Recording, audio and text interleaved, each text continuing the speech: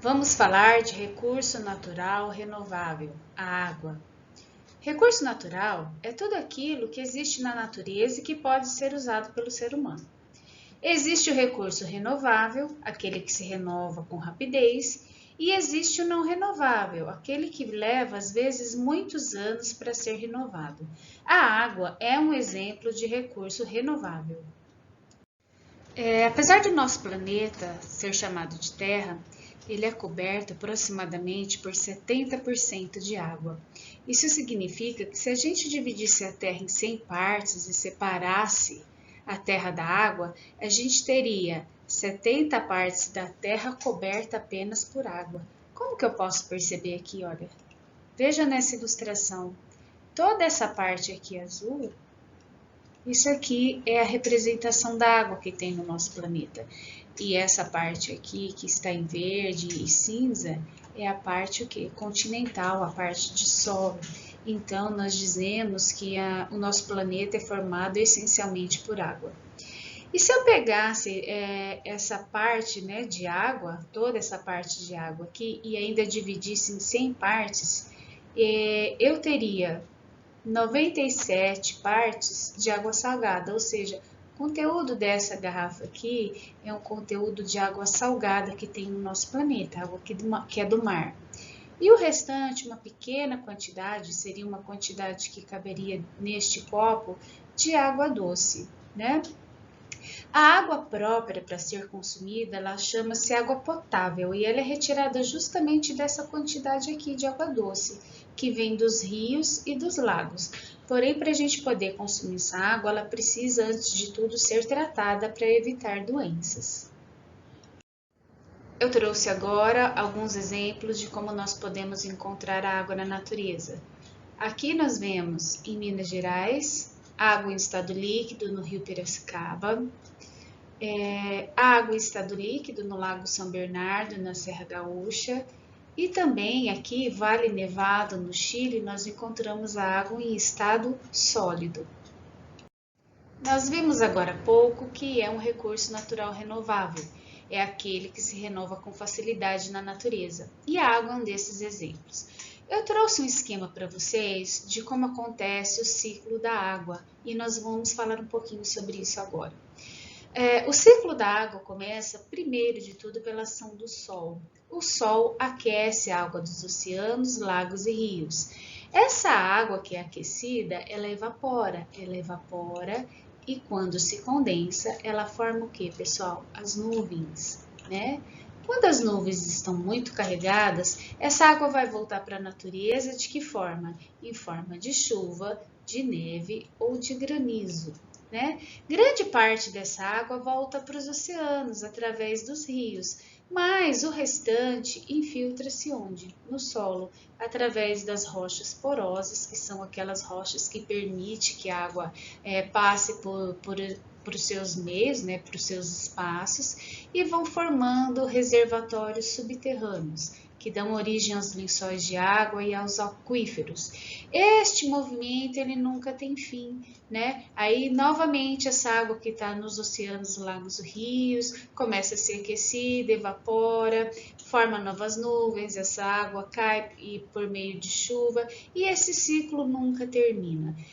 Ribeirão Preto faz parte de um aquífero muito importante para todo o planeta, o aquífero Guarani, que a gente vai falar um pouquinho sobre ele agora.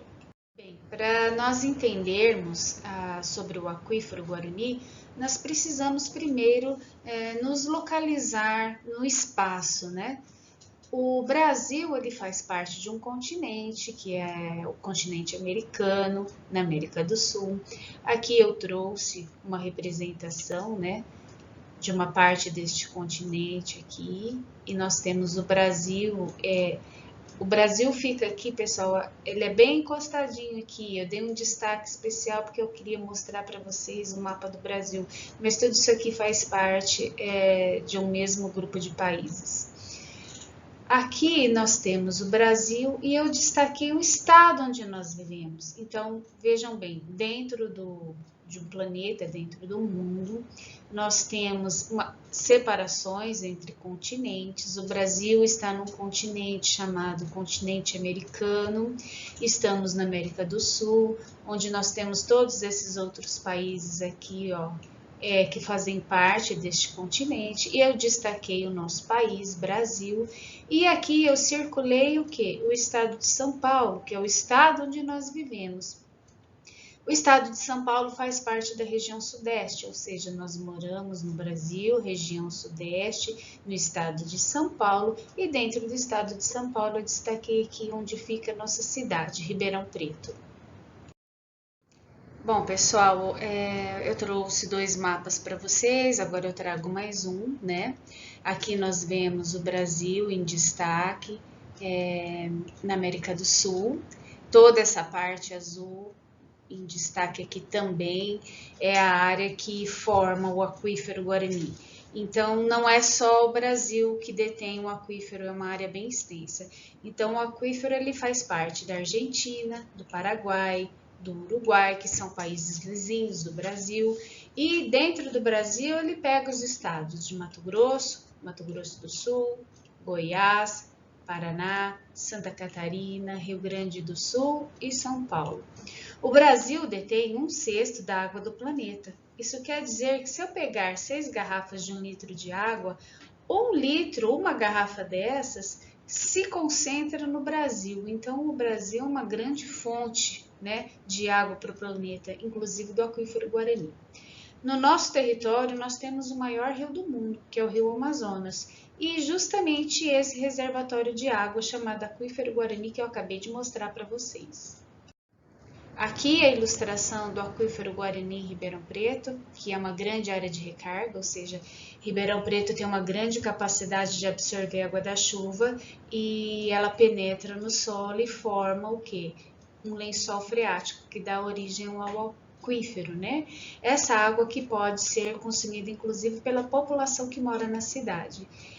O aquífero em Ribeirão Preto tem a sua grande concentração na região leste da cidade.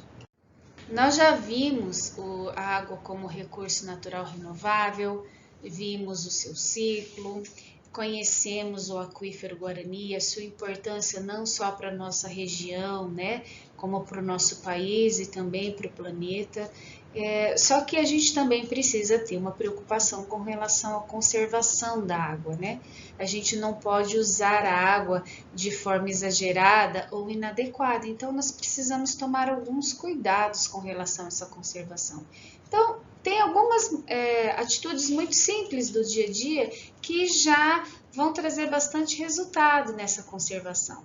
Então, nós precisamos evitar tomar banhos demorados, não deixar a torneira aberta sem necessidade, e nas atividades rotineiras, como lavar a calçada, lavar o carro, ao invés de usar a mangueira, a gente utilizar o que, pessoal? O balde. Então, tem algumas medidas que no dia a dia nós podemos tomar para cuidar um pouco dessa água do nosso planeta. Nós sabemos que a água própria para consumo é chamada água potável.